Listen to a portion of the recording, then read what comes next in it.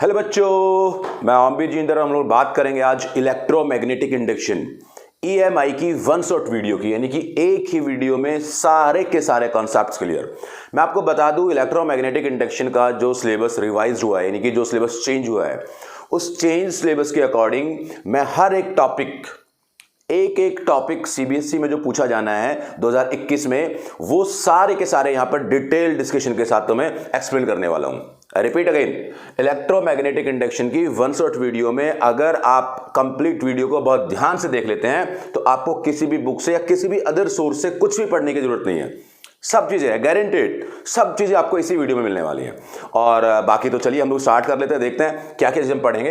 तो पूरी डिटेल के साथ सारी बातें हम लोग सीखेंगे। तो उससे पहले मैं आपको बता दूं कि इससे रिलेटेड मैंने डिटेल्ड वीडियो, इसकी डिटेल वीडियोस अपलोड की हुई है इलेक्ट्रोमैग्नेटिक इंडक्शन की, वहां से आप जाकर देख सकते हैं। अगर आपको डिटेल चीजें देखनी है, चीजों को न्यूमेरिकल सॉल्व करने हैं, तो वो सारी बातें भी अपलोड की हुई हैं। तो चलिए स्टार्ट कर लेते हैं इलेक्ट्रोमैग्नेटिक इंडक्शन। इलेक्ट्रोमैग्नेटिक इंडक्शन, पहले इस चैप्टर के नाम को समझते हैं कि ये इलेक्ट्रोमैग्नेटिक इंडक्शन है क्या चीज। तो इलेक्ट्रोमैग्नेटिक इंडक्शन जो वर्ड आया वो यहां से आया कि भाई कुछ टाइम पहले, यानी कि हमने जब मैग्नेटिक इफेक्ट ऑफ करंट पढ़ा था, तो उस टाइम पे कुछ साइंटिस्ट कह रहे थे, लाइक ओरेस्टेड, बायो-सावर्ट्स। उनका कहना क्या था? उनका कहना यह था कि भाई अगर किसी भी एक कंडक्टर में, समझने वाली बात है भाई, किसी भी एक कंडक्टर में करंट आई फ्लो हो रहा है, ठीक है। अब जो इस कंडक्टर में करंट आई फ्लो हो रहा है, उस कंडक्टर से, करंट कैरिंग कंडक्टर से कुछ डिस्टेंस दूर हम लोग मैग्नेटिक फील्ड देख पाते थे कि भाई वहां पर मैग्नेटिक फील्ड बनी। याद है आप सबको, ओरेस्टेड ने एक्सपेरिमेंट किया था, उसे पता लगा था कि करंट कैरिंग कंडक्टर के साइड में किसी भी पॉइंट पर मैग्नेटिक फील्ड भी बन जाती है, ठीक है भाई।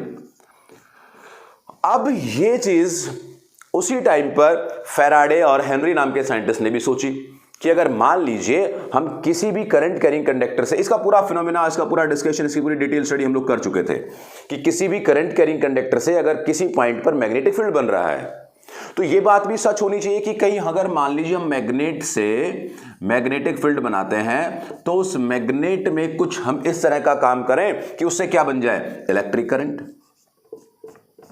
रिपीट करता हूं, करंट कैरिंग कंडक्टर आई से मैग्नेटिक फील्ड बना, सच बात थी। तो क्यों ना, अगर हम सीढ़ियों से ऐसे ऊपर जा सकते हैं तो सीढ़ियों से हम नीचे भी आ सकते हैं। यानी कि अगर हम करंट से मैग्नेटिक फील्ड बना सकते हैं, करंट से मैग्नेटिज्म बना सकते हैं, तो मैग्नेटिज्म से करंट भी बना सकते हैं भाई।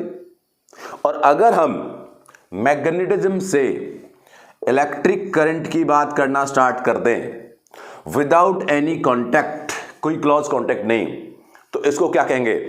इलेक्ट्रोमैग्नेटिक, बिना किसी इंडक्शन के, बिना किसी कांटेक्ट के इंडक्शन। तो इसका नाम क्या रखा गया? Electric current due to magnetic effect, बिना किसी कांटेक्ट के, दैट मींस इंड्यूस्ड होकर के। तो इसका नाम क्या रखा गया? Electromagnetic induction. छोटे शब्दों में इसको कहा जाता है ईएमआई। यानी हमारी ईएमआई की स्टडी आज स्टार्ट हो चुकी है। तो ये जो एग्जैक्टली ईएमआई का कॉन्सेप्ट समझ में आया, वो साइंटिस्ट फैराडे और हेनरी को समझ आया कि भाई अगर हम मान लीजिए कुछ मैग्नेटिक फील्ड में चेंज करें, तो उस कंडीशन में हम लोग क्या कर सकते हैं? उस कंडीशन में हम लोग करंट पैदा कर सकते हैं। अब वो करंट पैदा कैसे होगा, इसके बारे में सोचना थोड़ा सा आपको पड़ेगा, या मैं पहले फील कराता हूं कि किस तरीके से ईएमआई होता है, यानी कि इलेक्ट्रोमैग्नेटिक इंडक्शन होता है, कैसे सोचा गया। तो ये उस पॉइंट में थोड़ा सा डिस्कशन कर लेते हैं। ऐसा सोचा गया कि भाई मान लीजिए यहां पे कोई कॉइल है, ठीक है, एक ऐसी कॉइल है जिसमें एक गैल्वेनोमीटर लगा हुआ है और ये ऐसे यहां पे कनेक्टेड है। अब बच्चों देखो हुआ क्या है, अब ये यहां पे कनेक्टेड है और एक मैग्नेट यहां पे रखा हुआ है।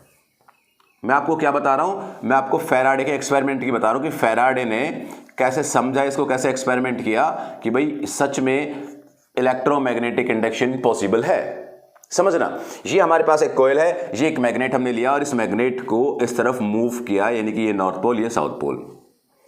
ध्यान से समझते रहिएगा कॉन्सेप्ट को। अगर आप ये बात समझ जाते हैं तो आने वाले चैप्टर में आपको बहुत ज्यादा परेशानियां नहीं होंगी, एकदम से क्लियर कट सारी बातें तुम्हें समझ आ जाएंगी। अब ये जो करंट कैरिंग कॉइल थी, इस करंट कैरिंग कॉइल की तरफ जैसे ये मैग्नेट मूव करता है, ये मैग्नेट इसकी तरफ आता है, तो हुआ कुछ यूं कि यहां से ऐसे फील्ड लाइन चली, फील्ड लाइन इसके कॉन्टेक्ट में आई होंगी इस कॉइल के। मैं आपको बता दूं, नेचर के दो रूल हैं। अपना जो नेचर है, अपना जो बेसिकली प्रकृति है, उसके दो नियम है। वो नियम क्या है? तो नेचर के दो रूल ये है बच्चों। सबसे पहली बात है कि इसको चेंज पसंद नहीं है, इसको नेचर को चेंज पसंद नहीं है। क्यों पसंद नहीं भाई चेंज? क्योंकि वो जिस स्टेट में है उसी स्टेट में रहना चाहता है। दूसरी बात, वो लोवेस्ट एनर्जी लेवल पे रहना चाहता है, लोवेस्ट एनर्जी लेवल पे रहना चाहता है।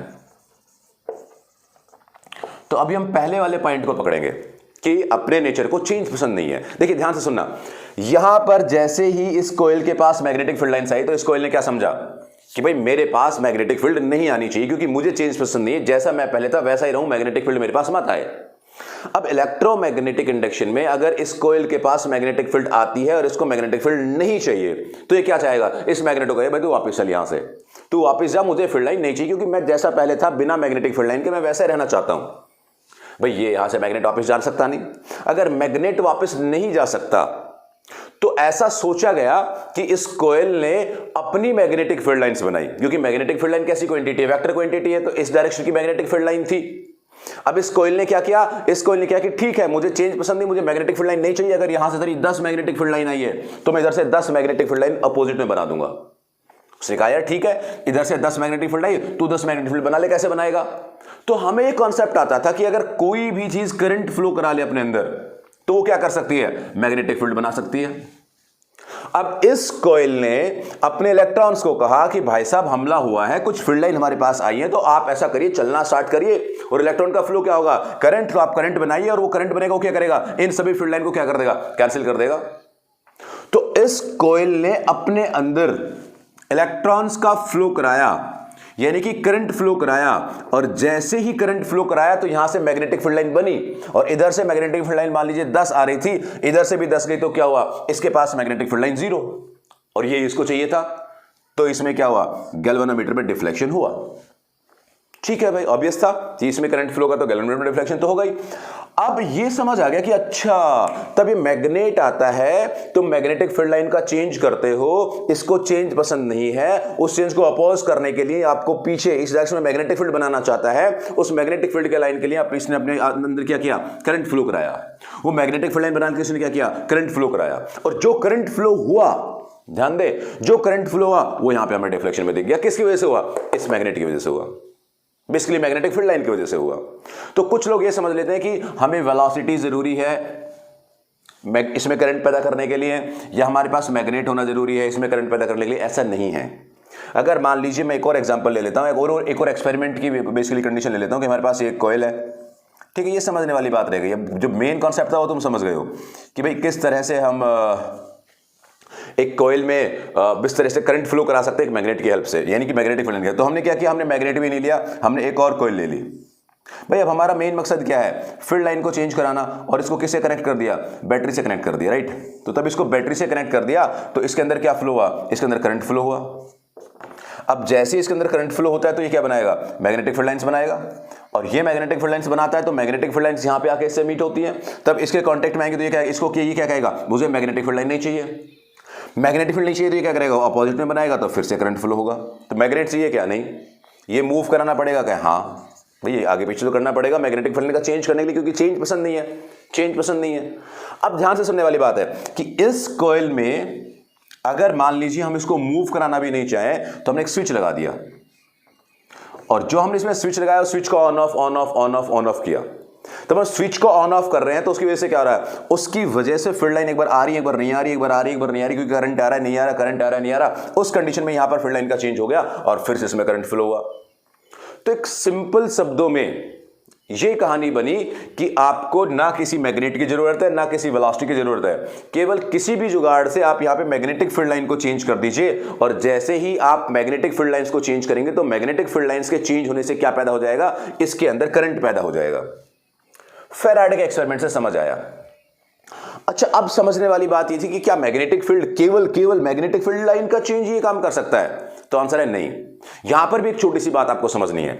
मान लीजिए मैं इस वाले पार्ट को हटा देता हूं और एक छोटी सी चीज और एक्सप्लेन करता हूं आपको, उससे आपको क्लियर कट, बिल्कुल एकदम से कंफर्म जो फैराडे ने लॉ दिया था, जो डेफिनेशन दी थी, वो एकदम से क्लियर कट समझ आ जाएगी। कैसे? देखो, मान लीजिए एक छोटी सी बात और डिस्कस करते हैं। हमारे पास ये कुछ मैग्नेटिक फील्ड लाइंस गिवन है, समझ रहे हो? मैग्नेटिक फील्ड लाइंस की कौन सी डायरेक्शन है? ये मैग्नेटिक फील्ड लाइंस की डायरेक्शन है भाई साहब अंदर की तरफ। यार समझ तो आ रहा ना तुम्हें?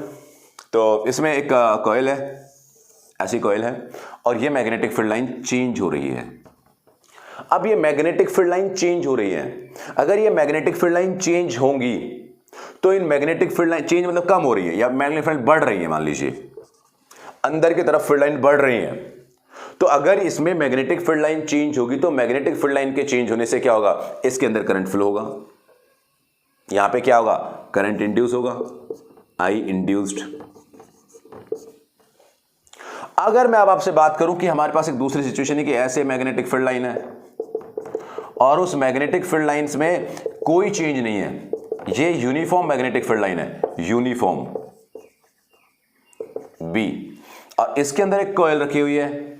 अब इस कॉइल का रेडियस चेंज हो रहा है, इस कंडक्टर का रेडियस चेंज हो रहा है, मान लीजिए डिक्रीज हो रहा है, तो क्या होगा, इसके डिक्रीज होने से मतलब इसका जो एरिया पहले पाई आर स्क्वायर था वो पाई आर स्क्वायर एरिया डिक्रीज होना स्टार्ट हो गया, एरिया डिक्रीज होना स्टार्ट हो गया। तो जैसे ही एरिया डिक्रीज होना स्टार्ट हुआ तो यहां पर क्या हुआ, इस कंडीशन में भी करंट फ्लो होना स्टार्ट हुआ।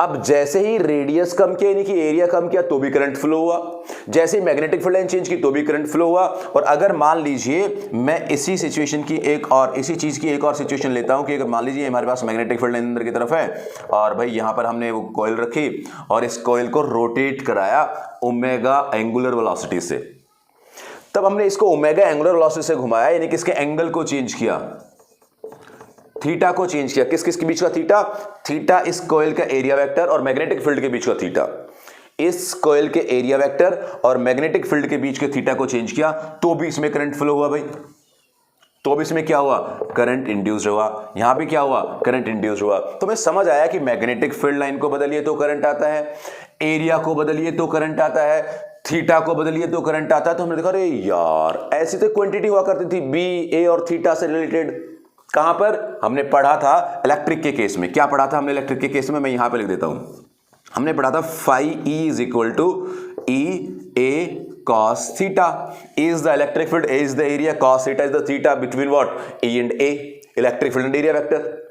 तो ऐसा ही क्यों ना हम एक और सिचुएशन बना ले, तो हम क्या कहते हैं फाई बी, और that is what, B A and cos theta, और इसको हम लोग क्या कहते थे, इलेक्ट्रिक फ्लक्स, और इसको क्या कहते हैं हम लोग, मैग्नेटिक फ्लक्स। तो अब आप हमें समझ आ गया कि भाई आप चाहे मैग्नेटिक फील्ड को चेंज करो, चाहे आप एरिया को चेंज करो, चाहे आप थीटा को चेंज करो, यानी कि आप बी ए और थीटा को चेंज करेंगे तो उनके चेंज होने से एक फ्लक्स में चेंज आएगा, और इस फ्लक्स में चेंज आने से क्या होता है, इस फ्लक्स में, इस मैग्नेटिक फ्लक्स में चेंज आने से क्या होता है, इसके अंदर करंट फ्लो होता है। और इससे यही बात, इसी बात को पकड़ लिया किसने, फैराडे ने। तो आपके सिलेबस में आप देखें, सिलेबस खोल के सबसे पहले टॉपिक है इलेक्ट्रोमैग्नेटिक इंडक्शन का एक्सप्लेनेशन। मैंने आपको पूरा एक्सप्लेन किया है कि इलेक्ट्रोमैग्नेटिक इंडक्शन का क्या प्रोसीजर है, क्या कांसेप्ट है, क्या बेसिकली उसकी डिटेल्स है, वो मैंने आपको बताई है। क्लियर हो गया, आपको क्या समझ आ गया कि फ्लक्स चेंज करिए तो क्या होगा, फ्लक्स चेंज करिए तो क्या होगा, इसमें करंट फ्लो होगा। तो अब मैं आपको बताता हूं कि करंट फ्लो कब होता है। तो करंट फ्लो कराने के लिए हमें क्या चाहिए, ईएमएफ चाहिए। पहले ईएमएफ मतलब वोल्टेज चाहिए हमें, अगर वोल्टेज है तो क्या होगा, करंट फ्लो होगा। तो करंट फ्लो होने से क्या इंड्यूस, क्या यहां पे पैदा हुआ होगा, यहां पे ईएमएफ पैदा हुआ होगा।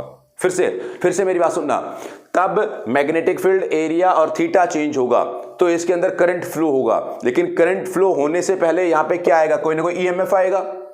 अब कोई ना कोई ईएमएफ यहां पे आएगा तो वो ईएमएफ यानी कि कोई ना कोई वोल्टेज यहां पे आएगी, कोई ना कोई बैटरी यहां पे आएगी, कोई ना कोई ईएमएफ यहां पे पैदा होगा, वो ईएमएफ ही तो करंट फ्लो कराएगा।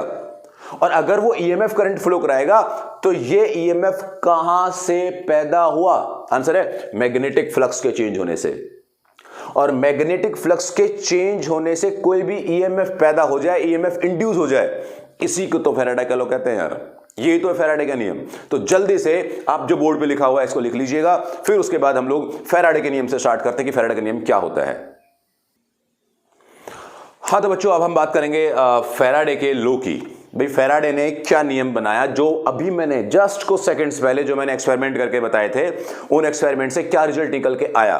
तो वहां पर रिजल्ट निकल के ये आया कि फैराडे ने अपने नियम दिए, और पहला नियम में उसने क्या कहा, पहले नियम में उन्होंने कहा कि अगर आप change in magnetic flux linked to a closed circuit and EMF induced in it, repeat it, अगर आप फ्लक्स को चेंज करेंगे तो फ्लक्स के चेंज करने से एक EMF इंड्यूस होगा।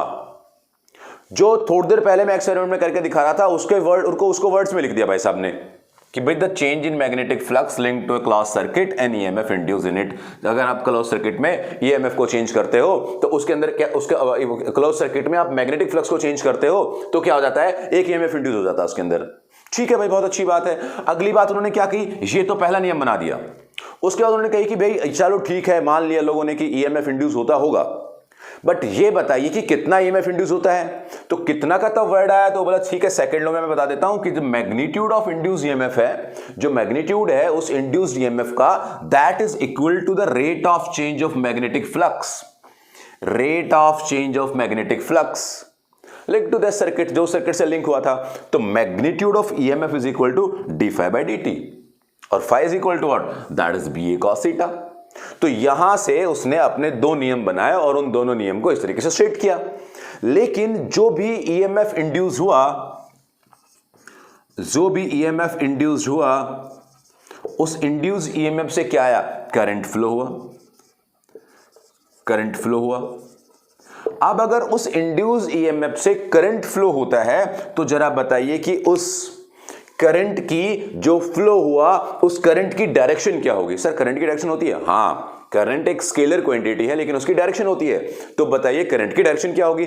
अब करंट की डायरेक्शन भाई साहब नहीं बता पाए थे, उसके लिए एक और साइंटिस्ट सामने आए और उन्होंने नियम दिया, that is Lenz law. Lenz law ने क्या कहा, लेंज लॉ के अकॉर्डिंग क्या है, this law gives the direction of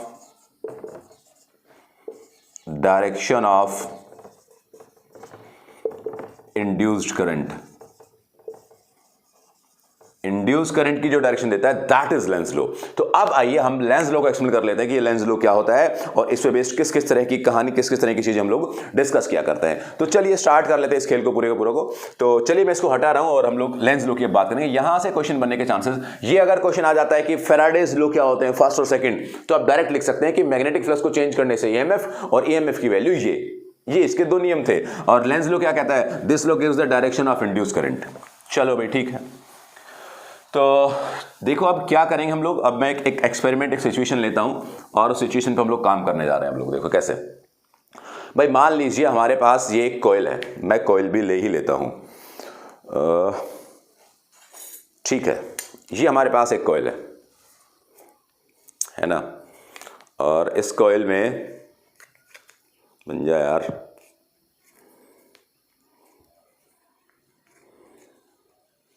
इस कॉइल में करंट फ्लो हो रहा है, यानी कि करंट फ्लो नहीं हो रहा भाई। ओए ये एक कॉइल है, ये कॉइल यहां पे ऐसे रखी हुई है, ये कॉइल यहां पे ऐसे रखी हुई है, ठीक है, कॉइल है, और सामने से एक मैग्नेट आता है, मैग्नेट, ये रहा मैग्नेट, मतलब मैग्नेट नहीं है, टाइप, ये हमारे पास मैग्नेट है, ये मैग्नेट का नॉर्थ पोल कह देता हूं, मैं इसको साउथ पोल कह देता हूं। तो मैग्नेट का, ध्यान से सुनना, मैं लेंज लॉ सिखा रहा हूं, अगर आप इस बात को समझ गए कमाल हो जाएगा, आप हर एक क्वेश्चन का जवाब दे पाएंगे डायरेक्शन से रिलेटेड। ये अगर मेरे पास एक कॉइल है, इस कॉइल की तरफ एक मैग्नेट मूव कर रहा है, यानी कि मैग्नेट का नॉर्थ पोल इसकी तरफ जा रहा है, तब इस मैग्नेट का नॉर्थ पोल इस कॉइल की तरफ जाएगा, तो ये कॉइल क्या बोलेगी, भाई मेरी तरफ मत आ, क्योंकि मैं कोई चेंज पसंद नहीं करती, मेरे पास मैग्नेटिक फील्ड लाइन आएगी, मैं मैग्नेटिक फील्ड लाइन को तोड़ दूंगी, मतलब मार दूंगी, मतलब जो भी कट कर दूंगी। तो यहां से जैसे ही ये मैग्नेट इधर जाता है तो इस मैग्नेट को आने से रोकता है ये, यानी कि मैं इस डायग्राम का ऐसा बनाऊं अगर कि ये हमारे पास कॉइल है, इस कॉइल की तरफ एक मैग्नेट मूव हुआ, ये मैग्नेट का नॉर्थ पोल है, ये मैग्नेट का साउथ पोल है, यानी कि कॉइल, ऐसे कॉइल, और ये मैग्नेट मूव कर रहा है। तो तब ये मैग्नेट मूव कर रहा है, सिर्फ ये मैग्नेट जाता है तो मैग्नेट की ऐसे नॉर्थ पोल से निकलने वाली मैग्नेटिक फील्ड लाइंस के साथ इंटरेक्ट करती हैं। अब ये क्या कहता है, ये कॉइल कहती है भाई कि ठीक है, मुझे तो इधर मैग्नेटिक फील्ड लाइन भेज रहा है, मैं अपने अंदर करंट फ्लो करा के इधर मैग्नेटिक फील्ड बना देती हूं। तो अब मैग्नेटिक फील्ड की डायरेक्शन कैसे निकालते हैं हम लोग करंट कैरिंग कंडक्टर से, तो राइट हैंड रूल से। राइट हैंड रूल में ये उंगलियां अगर करंट बताती हैं तो अंगूठा क्या बताएगा, फील्ड लाइंस, और अंगूठा अगर करंट बताता है तो उंगलियां क्या बताएंगी, फील्ड लाइंस, ये तो आपको पता है। तो अब यहां पर ये कैसा करंट फ्लो कराए कि ये मैग्नेटिक फील्ड अपोजिट डायरेक्शन की बन जाए, तो करंट वो ये ऐसे फ्लो कराए और ऐसे फ्लो कराए और ऐसे फ्लो कराए, तो क्या होगा, मैग्नेटिक फील्ड लाइन इस डायरेक्शन की बनेगी। अब ये जो फ्लो है दैट फ्लो इज क्लॉकवाइज और एंटी क्लॉकवाइज, तो आंसर है ये, तो भाई साहब एंटी क्लॉकवाइज है, ऐसे एंटी क्लॉक है। तो इसका मतलब ये अपने अंदर एक एंटी क्लॉकवाइज करंट फ्लो कराए और वो एंटी क्लॉकवाइज करंट क्या करेगा, वो इसकी मैग्नेटिक फील्ड लाइन को कट कर देगा। तो यहां से लेंज लो ने ये बात बताई कि जो यहां से कॉज है, जो चेंज कर रहा है उसके अंदर, उस चेंज को अपोज करने के लिए ये अपने अंदर एक इंड्यूस करंट पैदा कर लेता है। The direction of induce current is what, opposition के अगेंस्ट, अपोजिशन के अपोजिट, जो अपोजिशन हो रहा है उससे अपोजिट डायरेक्शन में। अच्छा, अगर मान लीजिए ये इस तरफ जाता है तो की कहानी थी। अगर मान लीजिए वो सेम कॉइल, देखो तुम समझते जाओ बात को, और ये मैग्नेट और का नॉर्थ पोल और का साउथ पोल, और मैग्नेट अब इधर चलना स्टार्ट हो जाता है, समझने वाली बात है। तब मैग्नेट ऐसे पीछे चलना स्टार्ट होता है तो ये कहता है मैग्नेट को, भाई तू अब गड़बड़ कर रहा है, तूने पहले मुझे तीन फील्ड लाइंस दे रखी थी, अब तू क्या करेगा, उन तीन को कम कर रहा है। फिर से समझने वाली बात है। यहां से जो मैग्नेट ऐसे जा रहा था मैग्नेट, तो मैग्नेट ने क्या किया, तीन फील्ड लाइन भेजी, 3 से 4 करने वाला था, उसने क्या किया, उसको अपोज कर दिया। अब तो वो यहां से पीछे जाने लगा, तो इसमें कितनी फील्ड लाइन जा रही थी, 3, अभी वो क्या होगी, कम होगी। तो ये क्या कहेगा, ओए चेंज मत कर। अब अगर तूने पहले 3 भेज रखी थी तो 3 ही रख, उसको 3 को कम मत कर। तो ये जैसे इधर से 2 कर देगा तो वो क्या करेगा, एक फील्ड लाइन अपनी बना देगा इस तरफ कि मुझे 3 ही चाहिए। समझ रहे मेरी बात, पहले 3 जा रही थी, तब इसको पीछे हटाएंगे तो क्या होगा, ये 2 करेगा, ये 2 करेगा, यानी कि कम करेगा तो क्या करेगा, खुद अपनी मैग्नेटिक फील्ड लाइन अंदर तरफ बना देगा। तो अगर अब इसको मैग्नेटिक फील्ड लाइन अंदर तरफ बनानी तो क्या करेगा, ये अब करंट को ये ऐसे फ्लो कराए। अगर ऐसे फ्लो कराएगा तो क्या होगा, मैग्नेटिक फील्ड लाइन इस तरफ बनेगी। तो ऐसे फ्लो कराना मतलब क्या, क्लॉकवाइज। समझ रहे हो ना मेरी बात तुम लोग। तो इसमें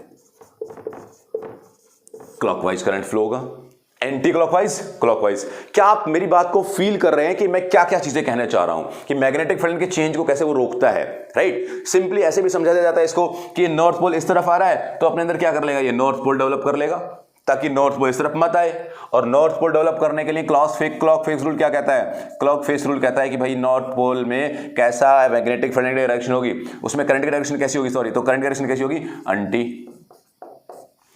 समझ रहे हो ना, एंटी क्लॉक होगी। और अगर मान लीजिए वो साउथ पर कर लेगा तो क्या होता है, साउथ में कैसे होंगी, ये ऐसे होंगी। तो ये क्या है, क्लॉक। सेम यही तो हुआ कि तब ये नॉर्थ पोल इधर जाएगा तो ये यहां पे नॉर्थ बना के इसको अपोज करेगा, और तब ये नॉर्थ इधर जाएगा तो ये अपने अंदर क्या बनाएगा, साउथ, और इसको क्या बोलेगा, मत जा। तो इस कंडीशन से, इन चीजों से हम लोग क्या निकाल पाते हैं, लेंज लो, डायरेक्शन निकाल पाते हैं कि जो इंड्यूस करंट पैदा हुआ उस इंड्यूस करंट की डायरेक्शन क्या होगी। तो कुछ छोटे छोटे मैं डायरेक्शन के क्वेश्चन यहां पे ले लेता हूं, उसके बाद हम लोग फिर अगले टॉपिक पर बढ़ जाएंगे। तो मैं इसे हटा रहा हूं, इसे आप लिख लीजिए, स्क्रीनशॉट ले लीजिए, जो भी आपको करना है करें। चलिए तो हम आगे बढ़ते हैं भाई। समझने वाली बात यह है यहां पर अब कि अगर मान लीजिए ये हमारे पास एक करंट कैरिंग कंडक्टर है और इसमें करंट जो फ्लो हो रहा है वो करंट इंक्रीज हो रहा है लगातार, मान लेते हैं। और यहां पर एक कॉइल है, सिंपल मैं डायरेक्शन की बात कर रहा हूं, यहां पे एक कॉइल है। तो बताइए इस कॉइल में जो इंड्यूस करंट होगा उसकी डायरेक्शन क्या होगी, इंड्यूस करंट की डायरेक्शन क्या होगी। अगर इसके साइड में रखे हुए कंडक्टर में करंट लगातार इंक्रीजिंग है तो डायरेक्शन की बात करेंगे बस केवल। तो करंट कहां जा रहा है, ऊपर। यहां पर फील्ड लाइन कैसी बन रही होंगी, अंदर की तरफ। वो जो फील्ड लाइन अंदर तरफ बन रही होंगी वो फील्ड लाइन बढ़ रही होंगी टाइम के साथ या घट रही होंगी। तो करंट बढ़ रहा है तो मैग्नेटिक फील्ड लाइन बढ़ रही होगी। बता दो उसकी डायरेक्शन क्या होगी, जल्दी से तुम अपने क्वेश्चन आंसर उसमें कमेंट बॉक्स में लिख दीजिए। तो यहां पे फील्ड लाइन अंदर तरफ बढ़ रही है, फील्ड लाइन अंदर तरफ बढ़ रही है 10, 20, 50, ये क्या कहेगा, मत बढ़। तो ये क्या करना चाहेगा, उसको अपोज करना चाहेगा। तो उसको अपोज कैसे करेगा ये, तो ये अपने अंदर इस तरह से करंट फ्लो कराएगा ऐसे। तो फील्ड लाइन कहां बनाएगा, ये बाहर। और ये कैसा हुआ, that is anti, anti clockwise. तो यहां से एक और सिचुएशन अगर हम लें, फिर से समझते हैं, एक और सिचुएशन लेते हैं। अगर मान लीजिए हमारे पास ये एक कंडक्टर है, इस तरीके से बेंड किया हुआ है और इसके अंदर एक और कंडक्टर रखा हुआ है। इस वाले कंडक्टर में करंट फ्लो हो रहा है आई, और जो करंट इंक्रीजिंग है। तो बताओ इसके अंदर इंड्यूस करंट कैसे फ्लो होगा, जो इस सर्कल के, इस गोले के अंदर रखा हुआ है ये कॉइल। तो भाई देखो, सोचने वाली बात है कि करंट ऐसे फ्लो हो रहा होगा तो इसमें अंदर फील्ड लाइन कैसे बन रही होंगी, बाहर की तरफ। भाई यहां पे फील्ड लाइन कैसी बनेगी, इसको कैसे फील होंगी, ऐसे बाहर की तरफ आती हुई। तो अगर फील्ड लाइन बाहर की तरफ आ रही है, करंट बढ़ रहा है, तो मैग्नेटिक फील्ड लाइन भी क्या हो रहा होगा, बढ़ रहा होगा। अगर मैग्नेटिक फील्ड लाइन भी बढ़ रहा है तो किस तरफ बढ़ रहा है, बाहर की तरफ। तो ये क्या चाहेगा कि मैं अब अंदर की तरफ फील्ड लाइन बना के इन बनने वाली बाहर की तरफ फील्ड लाइन को कैंसिल कर दूं। तो क्या होगा, ये अपने अंदर ऐसे करंट फ्लो कराएगा और फील्ड लाइन कहां बनेगी, अंदर। यार समझ आता जा रहा है क्या पूरा खेल। तो इसके अंदर यहां पे कैसा फ्लो हुआ, that is again it's clockwise, clock. Clear है ना? तो इस तरह की बहुत सारी सिचुएशंस हम लोग डिस्कस कर सकते हैं, बहुत सारी चीजें हम लोग पढ़ सकते हैं। आइए मैं कुछ प्रीवियस ईयर सीबीएसई के क्वेश्चंस यहां पे ले लेता हूं कि किस तरह का क्वेश्चन यहां से पूछा जा सकता है। जैसे मान लीजिए हम एक कंडीशन ले रहे हैं कि भाई यहां पर एक कॉइल है ऐसे, है ना, सीबीएसई में 2 बार पूछा गया है, और एक दूसरी कॉइल है यहां पे ऐसे, और उन दोनों कॉइल्स को इस तरीके से कनेक्ट कर रखा है यहां पे एम्पियर मीटर या जो भी जुगाड़ है यार उनका। अब यहां पर एक मैग्नेट है और ये मैग्नेट का नॉर्थ पोल है, ये मैग्नेट का साउथ पोल है, और ये मैग्नेट इस तरफ मूव करती है। तो आपसे उन्होंने पूछ लिया कि आप यहां से इस मैग्नेट के एंड से देखोगे तो बताइए इसमें करंट कैसे फ्लो होगा और इसमें करंट कैसे फ्लो होगा। ये प्रीवियस ईयर सीबीएसई का क्वेश्चन है, आई थिंक 2012, 2017 और एक और कोई ईयर था। 3 बार पूछा गया कि ये मैग्नेट इस डायरेक्शन में वेलोसिटी v से जाता है तो इनके अंदर करंट की डायरेक्शन बताइए। सोचो चलो मैं बताता हूं। भाई ये यहां से नॉर्थ पोल इधर की तरफ मूव किया होगा। अब तब ये नॉर्थ पोल इस तरफ मूव किया होगा तो तुम समझ रहे होंगे इसके अंदर कैसा पोल बना होगा कि इस तरफ मत जाए। ये नॉर्थ पोल इस तरफ मत जाए, इसलिए सामने वाले ने कैसा पोल क्रिएट किया होगा? North pole. और तब भी नॉर्थ पोल होता है तो कौन सा डायरेक्शन होती करंट की? Anti clockwise. तो यहां पे क्या हुआ? एंटी। समझने वाली बात थी। हमने इधर से देखा तो क्या देखा? इसके अंदर कैसा करंट फ्लो हो रहा है? एंटी क्लॉकवाइज करंट फ्लो हो रहा है। अच्छा, अब इसकी भी बात कर लेते हैं। यहां से साउथ पोल दूर जा रहा है, इससे साउथ पोल दूर जा रहा है, तो ये कॉइल क्या चाहेगा कि साउथ पोल मुझसे दूर मत जाए। अगर साउथ पोल मुझसे दूर मत जाए तो उसको क्या करेगा? पकड़ के खींचेगा। तो ये अपने अंदर क्या क्रिएट कर देगा? ये भी नॉर्थ पोल बनाएगा, और ये भी अगर नॉर्थ पोल अपने अंदर बनाएगा तो क्या होगा? North pole again anti clockwise. तो इन दोनों कॉइल्स में, इन दोनों सर्किट्स में जो करंट फ्लो होगा उसकी डायरेक्शन क्या होगी? एंटी क्लॉकवाइज होगी। यार क्लियर है क्या बात? चीजें समझ आती जा रही है? अगले क्वेश्चन पर आते हैं। चलिए मैंने इसको हटाया और तुमने लिख लिया या समझ लिया, तो अब चलिए अगली बात पर आते हैं। भाई मान लीजिए अगर मैं आपसे क्वेश्चन पूछता हूं, क्वेश्चन ये है कि कुछ भी ले लेते, जैसे मान लीजिए एक फ्रिक्शनलेस सरफेस पर एक रिंग रखा हुआ है और यहां पर एक कॉइल है और उस कॉइल में हम लोग करंट फ्लो कराते हैं, तो उसमें करंट फ्लो होने से इस कॉइल का एक्सिस और इस रिंग का एक्सिस, यानी कि ये रिंग एक्चुअली ऐसे रखी हुई है फ्रिक्शनलेस सरफेस पे, फ्रिक्शनलेस सरफेस है। तो आपसे पूछता है कि इस कॉइल का और इस जो बेसिकली रिंग है, यानी कि ये रिंग है और इस जो ये कॉइल है, रिंग और कॉइल का एक्सिस सेम है। तो उसने कहा कि अगर अब यहां से हम लोग इसमें करंट फ्लो कराते हैं तो बताइए इसके सेहत पे क्या फर्क पड़ेगा? आंसर है रिपेल हो जाएगी। क्यों भाई रिपेल क्यों हो जाएगी? क्योंकि यहां पर ये क्या क्रिएट करेगा? चाहे नॉर्थ पोल क्रिएट करे, चाहे साउथ पोल क्रिएट करे, व्हाटएवर, कुछ भी पोल क्रिएट करे, ये हमेशा उसको क्या करेगा? अपोज ही करेगा। और जब अपोज करेगा तो मान लीजिए इसने नॉर्थ क्रिएट किया, ये भी यहां पे नॉर्थ क्रिएट करेगा तो क्या होगा? रिपेल ही होगा, क्योंकि फ्रिक्शन तो है नहीं। तो इस तरह की बहुत सारी सिचुएशंस आपसे डिस्कस की जा सकती है, पूछी जा सकती है। According to what? According to ये पूरे का पूरा लॉ। कौन सा लॉ भाई साहब? लेंस लॉ के अकॉर्डिंग आप डायरेक्शन वगैरह सब चीजें निकाल सकते हैं, राइट। तो अगर आपसे इस तरह की प्रॉब्लम वो पूछता है तो इजीली आप लोग इस तरह की प्रॉब्लम्स को सॉल्व कर पाएंगे, राइट। तो अब इस लेंस लॉ के बाद अगर हम लोग अगला टॉपिक देखते हैं तो वो इंड्यूस ईएमएफ और इंड्यूस करंट की बात करता है। तो आइए इंड्यूस ईएमएफ और करंट की बात भी, एक क्वेश्चन उससे रिलेटेड हम लोग कर ही लेते हैं। मान लीजिए एक मैग्नेटिक फील्ड दी हुई है ना, और उस मैग्नेटिक फील्ड में एक कॉइल रखी हुई है ऐसे, और ये जो कॉइल रखी हुई है, पहले इस मैग्नेटिक फील्ड की बात करते हैं। Magnetic field changing magnetic field है, इसकी वैल्यू चेंज होती है समय के साथ। B0 T² + 2T, ये इसका चेंजिंग मैग्नेटिक फील्ड है, डाउनवर्ड ही है। और इसका जो रेडियस है दैट इज R, एंड इसका जो रेजिस्टेंस है that resistance is say small r। Then how much current flowing in that circuit, current निकालना है हमें। तो भाई करंट का फॉर्मूला क्या होता है? देखो, तो करंट का फॉर्मूला था I = E/R, EMF by resistance. तो यहां से अगर हम लोग I निकालने की बात करेंगे तो उसके लिए हमें क्या चाहिए? पहले EMF चाहिए। अब EMF कैसे निकालते हैं? E = that is dφ/dt। Phi की बात करेंगे तो फाई का फॉर्मूला क्या होता है? तो फाई = व्हाट? B × A। यहां पे B दिया हुआ, एरिया कहां से निकालेंगे? यहां से निकालेंगे। चलो पुट करते हैं value, D phi means what, B naught, ऐसा करता हूं मैं, B naught pi r square area, और ये जो चेंजिंग है टाइम के साथ जो बदल रहा है मैग्नेटिक फील्ड, इसको क्या 2t अपॉन, है ना, ये पूरा सिस्टम है, अपॉन dt। तो ये तो कांस्टेंट, ये भी कांस्टेंट, बाहर आ जाएंगे, क्या आ जाएगा B naught pi r square. ये टाइम के साथ अगर हम इसको डिफरेंशिएट करते तो क्या आ जाएगा, यहां से आ जाएगा ये 2t प्लस 2, राइट। अब यहां से उसने कहा कि हमें करंट की वैल्यू निकाल के बतानी है, टाइम भी दिया, t इज इक्वल टू मान लीजिए 3 सेकेंड या 2 सेकेंड पे,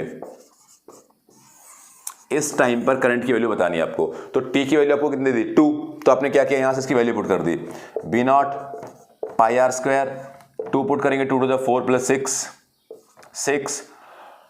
अब ये हमारे पास क्या पैदा हो गया, that is the EMF। Put the value of EMF in that particular condition, EMF upon resistance. तो EMF कितना हुआ, B naught pi r square 6 B naught pi r square upon small r, that is the current. तो इस तरीके से आप induce EMF भी calculate कर सकते हैं, आप इंड्यूस करंट भी पैदा कर सकते हैं, कैलकुलेट कर सकते हैं, और इवन उस इंड्यूस करंट की डायरेक्शन भी पता लगा सकते हैं। कैसे लगाएंगे, देखो इसमें मैग्नेटिक फील्ड टाइम के साथ क्या बढ़ रहा है, यानी कि अंदर की तरफ मैग्नेटिक फील्ड लाइन बढ़ रहा है, भाई साहब वो खत्म कर देगा, ले मर जा।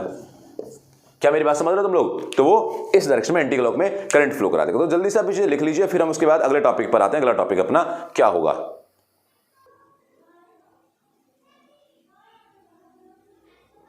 यस, तो अपने नेक्स्ट टॉपिक पर आते हैं। That topic is eddy current. Eddy current क्या होता है इसके बारे में समझते हैं बच्चों। एडी करंट को मैं पहले बताता हूं कि एडी करंट इसका नाम पड़ा क्यों, कहानी क्या है एक्चुअली। तो अगर मान लीजिए हमारे पास एक कॉइल है और उस कॉइल की तरफ अगर मैग्नेट मूव करता है, तो ये कॉइल उस मैग्नेट को अपनी तरफ आने से या अपने से दूर जाने से रोकने के लिए अपने इसके अंदर, इस कॉइल के अंदर करंट फ्लो करा लेती है। और करंट फ्लो कराने के लिए इलेक्ट्रॉन को चलना चाहिए, और इलेक्ट्रॉन को चलाने के लिए इसके पास पर्टिकुलर डायरेक्शन वे होता है।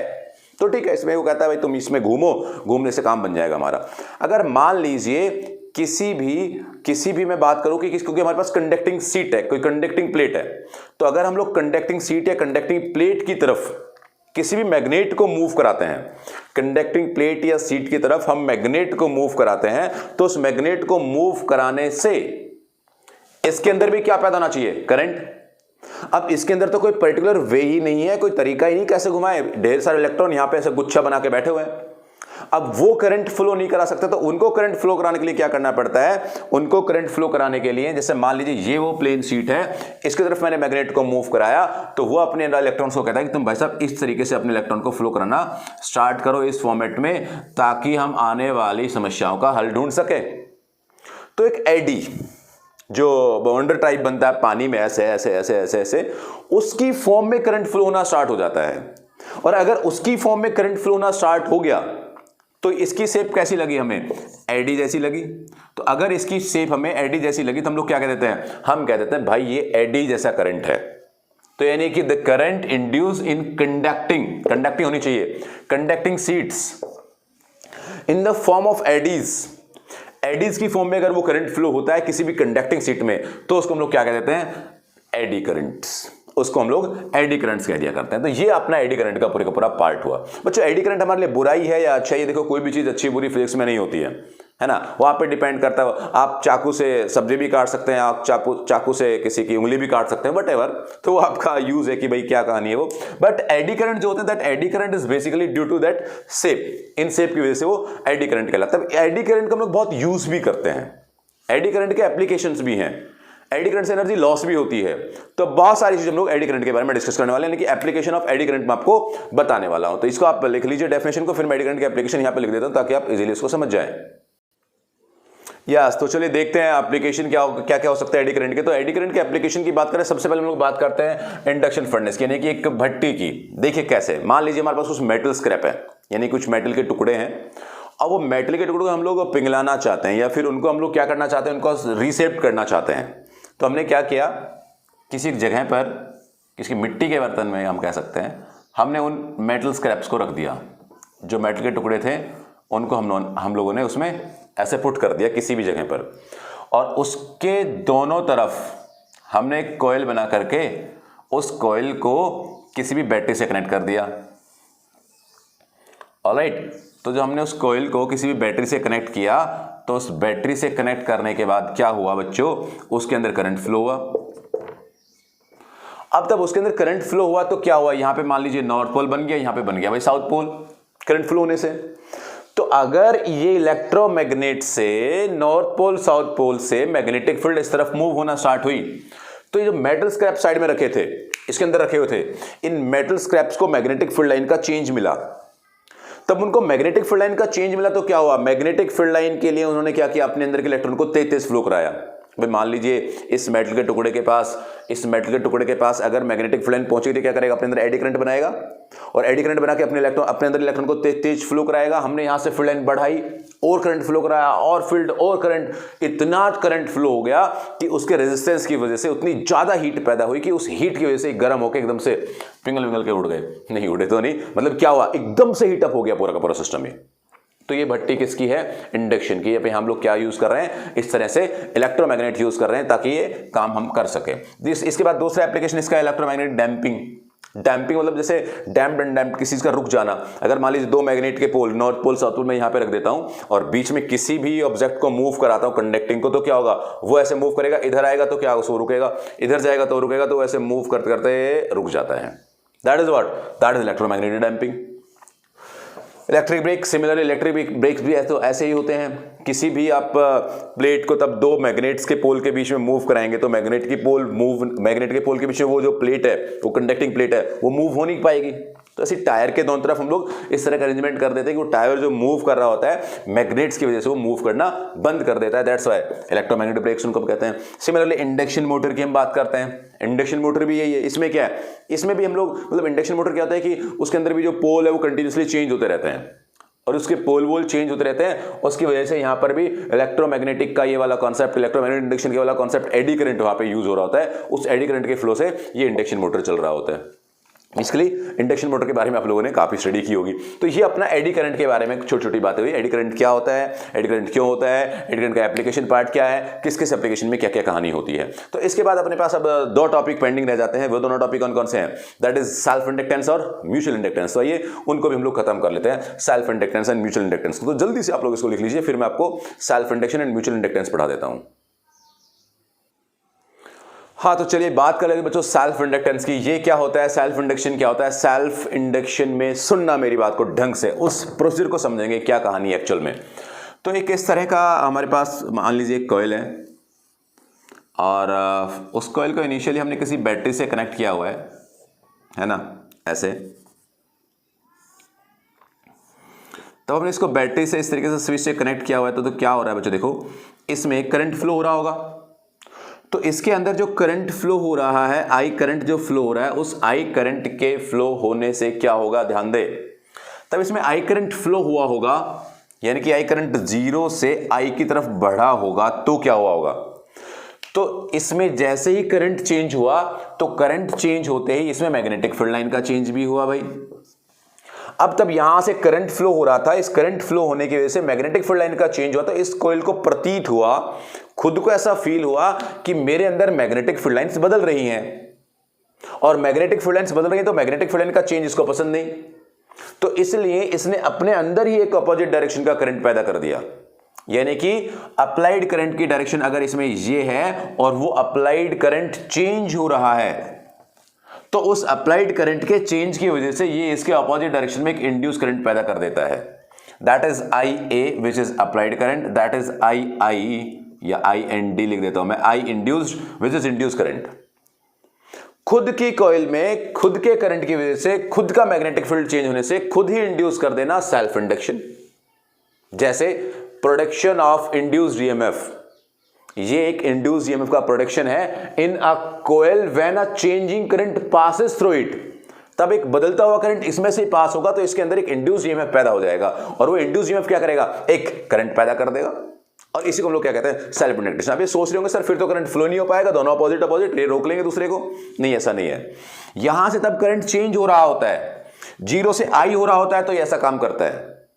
अगर वो 0 से I हो गया, उसके बाद क्या कांस्टेंट करंट कांस्टेंट चेंज नहीं हो रहा, तो क्या इसको अपोज करना बंद कर देता है। स्टार्टिंग में अपोज करता है तो ये चेंज होता है, राइट। तो इस कंडीशन को कैसे समझा गया कि भाई जो इसके अंदर फ्लक्स का चेंज आया, that change in flux is what, that is related to current I.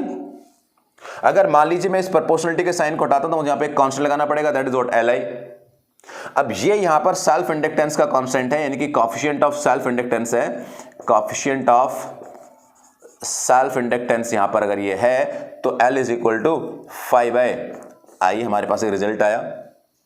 अगर मान लीजिए हम लोग बात करें अपना ईएमएफ निकालने का, तो ईएमएफ का फॉर्मूला क्या होता है, EMF is equal to negative sign, अभी यहां पे इग्नोर कर देते हैं हम लोग, माइनस का साइन यहां पे जो है उसको हम लोग डायरेक्शन के लिए लेते हैं। तो that magnitude of EMF is equal to d∅/dt and putting the values of phi, तो फाई के लिए क्या पुट करेंगे हम लोग, Li that is upon dt, यहां से L बाहर आ गया तो क्या, दैट इज di/dt, और यहां से अगर हम L निकालना चाहे तो L का फॉर्मूला क्या आया, that L is equal to E upon di/dt। यार हम बात करें तो ईएमएफ की यूनिट क्या होती है, यानी कि ईएमएफ की यूनिट अगर हम यहां से देखें तो सॉरी ई की unit EMF, not EMF, this is what, हाँ ईएमएफ मतलब वोल्टेज का यूनिट क्या होता है, दैट इज वोल्ट, dt पर आया तो सेकंड पर एम्पियर। और इस पे एक साइंटिस्ट ने अपनी पूरी जिंदगी बर्बाद कर दी, दैट नेम इज हेनरी। तो हमने क्या कहा भाई साहब, उसने अपनी पूरी जिंदगी बर्बाद की, इसलिए हम लोग इसका यूनिट क्या बना लेते हैं, हेनरी एच। तो ये हमने क्या किया, सेल्फ इंडक्टेंस को एक ही झटके में पढ़ दिया कि भाई यहां पर हम लोग इसका ये एक फॉर्मूला है एल का, ये एक फॉर्मूला है एल का, that is result of phi, इसमें खुद से ही इंड्यूस हो जाता है। यहां पे एक छोटा सा टॉपिक और इन्वॉल्व होता है and that topic is called induced coefficient of induction, coefficient of self induction in a solenoid, L in a solenoid।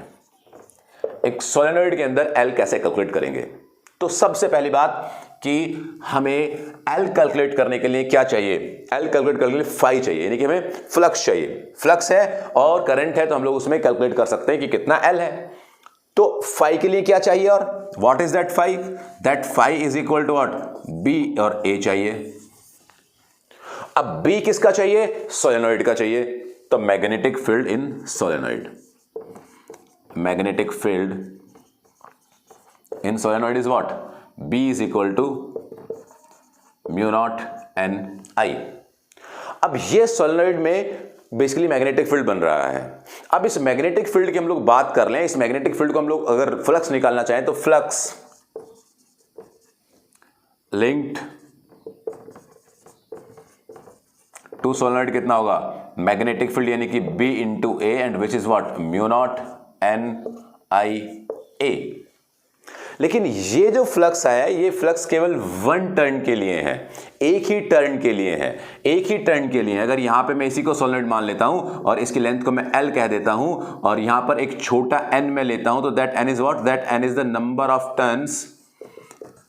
Of turns per unit length,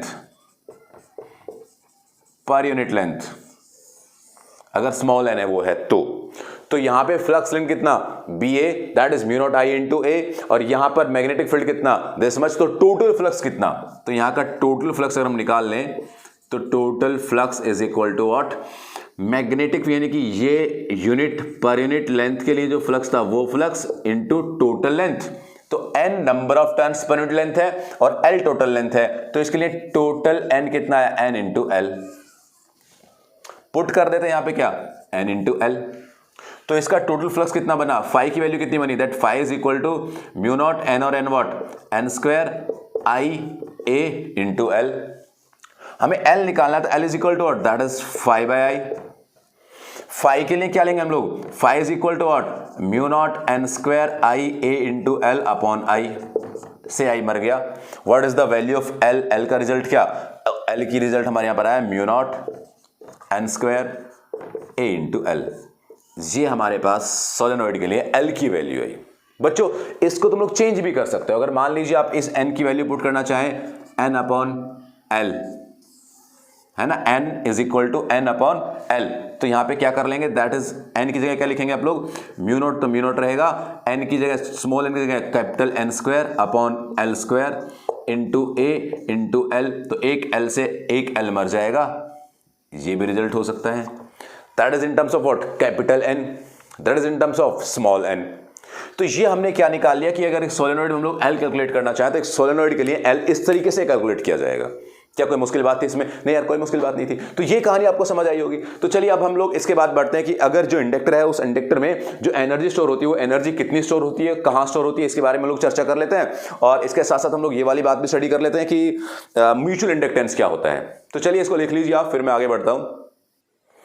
right, energy stored in conductor की बात करेंगे, inductor की बात करेंगे। तो क्या energy store होती है, कैसे एनर्जी स्टोर होती है, जल्दी से मैं डिस्कस कर देता हूं आपके सामने। ये हमारे पास एक बैटरी से जुड़ी कॉइल है, पॉजिटिव नेगेटिव करंट 0 से स्टार्ट होकर आई तक बढ़ जाता है। तो यहाँ पे कितना वर्क डन करना पड़ा, तो हमने यहाँ से चार्ज को इसके अंदर धकेलना पड़ा। तो work is equal to Q upon V, potential charge यहाँ से भेजा गया। अगर मैं मान लीजिए टी से डिवाइड मल्टीप्लाई कर देता हूं तो Q by T V into T, और ये जो वी है that V is what, that is EMF, Q by T is the current, और यहाँ पे स्मॉल वर्ड निकालेंगे तो क्या, डी टी।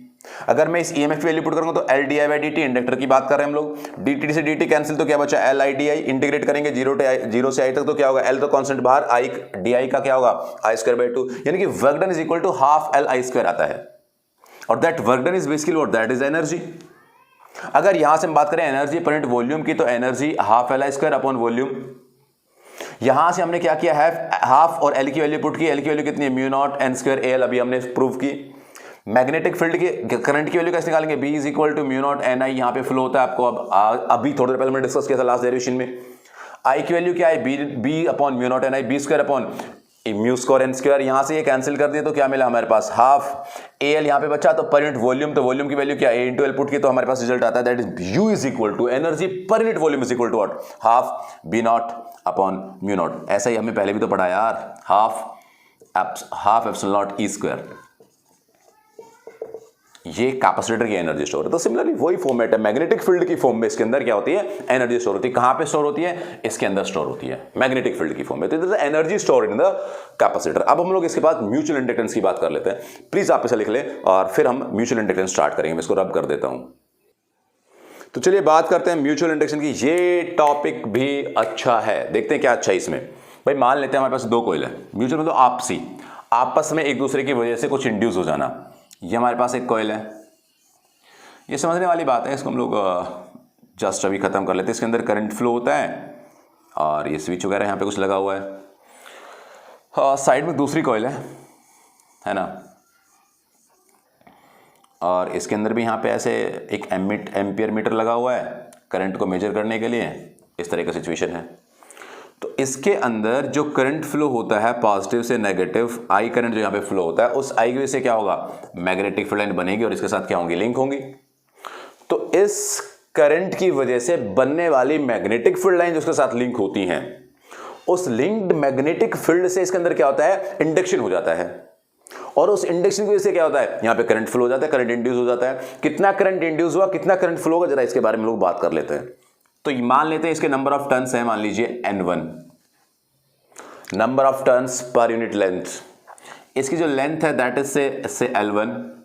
इसका जो एरिया है मान लेते हैं हम लोग A1। इसका जो करंट फ्लो होगा दैट इज I1। ये जो मैग्नेटिक फील्ड बनाएगा दैट इज B1।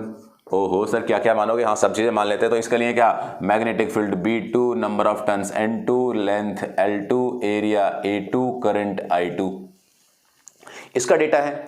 अब इस पे पहले इस बारे में हम लोग चर्चा कर लें कि तब इसके अंदर करंट फ्लो हुआ, तो वो करंट फ्लो होने से इसका फ्लक्स चेंज हुआ, और इसका फ्लक्स चेंज होने से इसमें ईएमएफ इंड्यूस हुआ, और इसके ईएमएफ इंड्यूस होने से इसमें क्या हुआ, करंट इंड्यूस हुआ। यानी कि इसके करंट ने इसके फ्लक्स को इंड्यूस किया, इसके फ्लक्स को चेंज किया। तो इसका मतलब क्या हुआ कि changing flux is proportional to the current. Change in flux in second due to the current in first. तो इसका मतलब प्रोपोर्शनलिटी के साइन को हटाओगे तो एक कांस्टेंट लगाओगे, और ये म्यूचुअल इंडक्शन हम पढ़ रहे हैं, तो कोएफिशिएंट ऑफ म्यूचुअल इंडक्टेंस को हम लोग m से रिप्रेजेंट करते हैं, m इंटू क्या, I1। अगर आपको कभी भविष्य में m की वैल्यू निकालने की जरूरत पड़े तो m is equal to that is phi2 by I1। अगर मान लीजिए आप इन दोनों कॉइल से m की वैल्यू निकालना चाहते तो आपको क्या क्या चाहिए, phi2 की वैल्यू चाहिए। What is that phi2, flux in second coil. और फ्लक्स का फॉर्मूला क्या होता है, तो फ्लक्स का फॉर्मूला होता है साहब B इंटू A। अब B के लिए आपको क्या चाहिए, फ्लक्स के लिए क्या चाहिए आपको, B चाहिए। B किसका चाहिए, B मैग्नेटिक फील्ड चाहिए जो इसने बनाया होगा। तो magnetic field by coil 1 by C1 कितना बनाया होगा इसने magnetic field by B is equal to, यानी कि B1 is equal to mu naught N1 I1, इसने बनाया होगा इतना, B is equal to mu naught N I। All right, clear है? हाँ, अगर इसने मैग्नेटिक फील्ड इतना बनाया है तो एरिया किसका इन्वॉल्व होगा? सेकंड वाले का। तो यहां पर मैग्नेटिक फ्लक्स कितना बना? What about the magnetic flux? तो मैग्नेटिक फ्लक्स क्या होता है? B इंटू ए, यानी कि mu naught N1 I1 A2, भाई साहब A2, एरिया इसका A2 है। इतना फ्लक्स लिंक हुआ इस कॉइल के एक टर्न के साथ। टोटल फ्लक्स कितना आया? अगर हम इसके टोटल फ्लक्स को निकालना चाहें तो टोटल फ्लक्स कितना निकालेंगे? म्यू नॉट N1 I1 है भाई, I1, ध्यान से इन चीजों को ध्यान से, A2 इंटू इसके N2 number of turns per unit length है, तो टोटल कितने टर्न्स हैं? N2 इंटू L2, तो that is equal to what? That is equal to this, that is the total flux. अब टोटल फ्लक्स इसका ये आया। बच्चों हमें निकालना क्या है? एरिया से भी मल्टीप्लाई करना है, तो एरिया से मल्टीप्लाई कर लिया। हमें निकालना क्या? हमें निकालना है जी M। What is the value of M? M is equal to what? phi2, yes that is the flux 2, है ना, इसको हम लोग phi2 कहते हैं, फ्लक्स सेकंड में इंड्यूस हुआ ये, तो that is phi2 by I1। क्या कर लें? कर लो जी वैल्यू पुट। phi2 की वैल्यू क्या है? Mu naught N1 I1 A2 N2 L2 by I1। तो I1 से I1 क्या हुआ? मारा गया। रिजल्ट क्या मिला हमें? रिजल्ट मिला हमें mu naught N1 A2 N2 L2। अब आप सोच रहे हो सर हमने कुछ पढ़ा था, उस पढ़े हुए में रिजल्ट हमारा ये नहीं था, तो जरा इस रिजल्ट को उस जैसा बना के दिखाओ। भाई बना देते हैं, कैसे बनाएंगे देखो, समझते हैं इस बात को भी।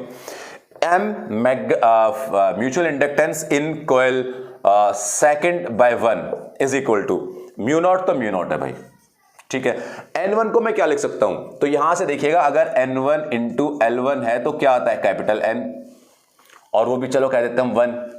तो कैपिटल N1 की टर्म्स में अगर मुझे चेंज करना तो मैं क्या करूंगा? N1 को मैं लिख पाऊंगा कितना? Capital N1 upon L1। तो इस N1 को क्या लिखूं मैं यहां से? Capital N1 upon L1। A2, ठीक है जी, A2 रहेगा। N2 को यहां से ढूंढ लो, कहां भाई साहब? ये रहा, कितना? N2 is equal to N2 into L2, और that N2 is what? Basically that N2 is what? तो यहां से ये N2 मिला हमें कितना? Capital N2 by L2। अब यहां पे अगर मैं इसकी वैल्यू पुट करता हूं N2 की, तो क्या? कैपिटल N2 बाय क्या? L2। भाई करना पड़ेगा, साथ में कौन है? L2 से L2 मारा गया, तो M21 क्या मिला? That is mu naught N1 N2 A2 by L1। Sir ये रिजल्ट आपने आपकी किताब में आपने कहीं भी देखा होगा।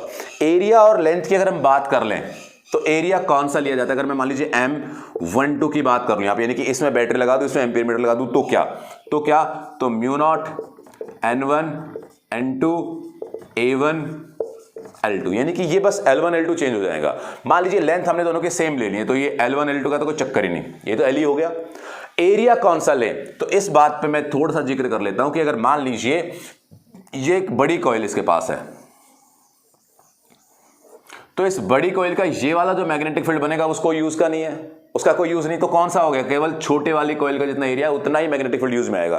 तो हमेशा हम छोटा एरिया काम में लिया करेंगे, छोटा एरिया जिस कॉइल का होगा।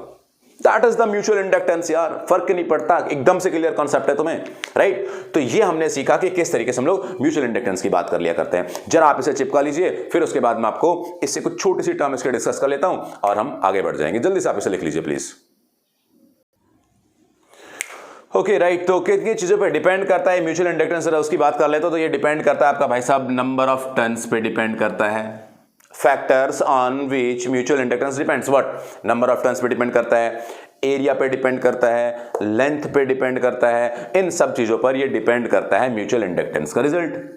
ठीक है, ये आप लिख सकते हैं बाद में, factor depends on the mutual inductance, उसके लिए आप क्या डाल देंगे, म्यू नॉट N1 N2, सारी बातें आप उसमें लिख देंगे, राइट। तो ये हमने जो बात की that is the mutual inductance, that is the mutual inductance in two coils, उन सब के बारे में इंफॉर्मेशन दी। अब एक छोटी सा टॉपिक और बचा, that is coefficient of coupling, कि भाई वो जो दो कॉइल हैं वो किस तरीके से कपलिंग करेंगे, हमें जो रिजल्ट मिले वो रिजल्ट किस तरीके से मैक्सिमम मिले। मान लीजिए हमारे पास एक कॉइल है, समझते हैं भाई इस बात को, इस कॉइल ने मैग्नेटिक फील्ड जितना बनाया, हम चाहते हैं कि दूसरी कॉइल के साथ टोटल मैग्नेटिक फील्ड लिंक हो जाए, मैग्नेटिक फील्ड का कोई लॉस मत हो। तो हम क्या करते हैं, इसके ऊपर ऐसे ऐसे ऐसे ऐसे जोड़ देते हैं मैग्नेटिक फील्ड को, एम्पियर मीटर लगा देते हैं इस तरीके से। तो अगर हम इसमें पॉजिटिव नेगेटिव से मैग्नेटिक फील्ड बनाएंगे तो वो टोटल मैग्नेटिक फील्ड इस दूसरी कॉइल के साथ लिंक हो जाएंगे, यानी कि पूरी तरह से कपल्ड, और उस कपलिंग कांस्टेंट कोएफिशिएंट के की वैल्यू क्या आ जाएगी, 1। कुछ बचा ही नहीं, सब कुछ यूज हुआ। अगर मान लीजिए हम लोग बात करें कि हमारे पास ये एक कॉइल है ऐसे, और दूसरी कॉइल रखी हुई है ये इसमें ऐसे, तो क्या होगा, इसका मैग्नेटिक फील्ड, इसका कोई यूज नहीं, यानी कि ये इसके साथ कपल्ड हो ही नहीं पाएंगे। तो हम क्या कहेंगे, भाई यहां पे के की वैल्यू कितनी है, 0। और अगर मैं हम बात करें कि हमारे पास ये एक इस तरीके का कॉइल है और दूसरा कॉइल यहां पर ऐसा है, तो कुछ हद तक फील्ड लाइंस इसके पास जा पाएंगी, कुछ नहीं। तो इसका मतलब यहां पे के की वैल्यू क्या होगी, दैट इज लेस देन 1, यानी कि कपलिंग कांस्टेंट के, कोएफिशिएंट ऑफ के की वैल्यू हमेशा लाई करेंगी 0 से 1 के बीच। ठीक है, 0 से 1 के बीच लाई करेंगे। इसका एक फॉर्मूला होता है, that formula K is equal to mutual inductance M upon root of L1 L2। L1 L2 is the coefficient of self inductance and M is the coefficient of mutual inductance. उन सब के result से हमें coefficient K का value मिलेगा, coefficient of coupling K की value मिलेगी, जो कि 0 से 1 के बीच में लाई करती है। आप इसको कैलकुलेट कर सकते हैं। तो बच्चों, मैंने आपको इस चैप्टर की पूरी डिटेल जो रिवाइज सिलेबस सीबीएसई का है, यानी कि जो अभी चेंज किया हुआ सिलेबस है, उस चेंज किए सिलेबस के अकॉर्डिंग पूरी डिस्कस की है।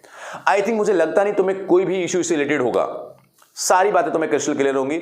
आप इसको बड़े ढंग से देख लेते हैं, एनसीईआरटी के या आपके कोई भी कॉन्सेप्चुअल क्वेश्चन से वो न्यूमेरिकल्स लगा लेते हैं, तो आपको कोई इश्यू नहीं आने वाला है। यानी कि मैंने आपको यहां पर उन टॉपिक्स को डिस्कस किया है जो सीबीएसई सिलेबस में इस बार हैं, 2021 में जो आने वाले हैं।